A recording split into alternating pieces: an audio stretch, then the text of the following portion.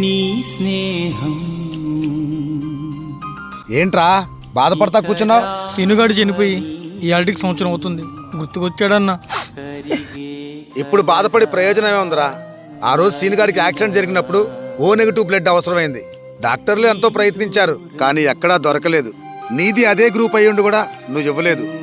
ఆ రోజు నువ్వు బ్లడ్ ఇచ్చినట్టయితే ఇవాళ సీనుగాడు మనతో ఉండేవాడు. రక్తదానం చేస్తే ఆరోగ్య సమస్యలు వస్తాయని ఇవ్వలేదన్నా. అరే, ఎలాంటి ఆరోగ్య సమస్యలు రావు. ఇప్పుడు మనం బావిలో నీళ్లు తోడుతా ఉంటేనే కదా మనకు మంచినీళ్ళు వచ్చేది.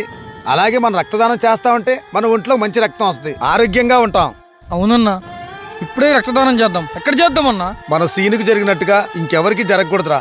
మెగాస్టార్ చిరంజీవి అన్నయ్య పుట్టినరోజు సందర్భంగా మనం బ్లడ్ డొనేట్ చేద్దాం. పదా పదా అన్న. హ్యాపీ బర్త్డే మెగాస్టార్ చిరంజీవి అన్నయ్య. నాలో ఊపిరి ఉన్నన్నాళ్ళు ఉండవు మీకు కన్నీళ్ళు. అనాథలైన అభాగ్యులైన అంతా నా వాళ్ళు.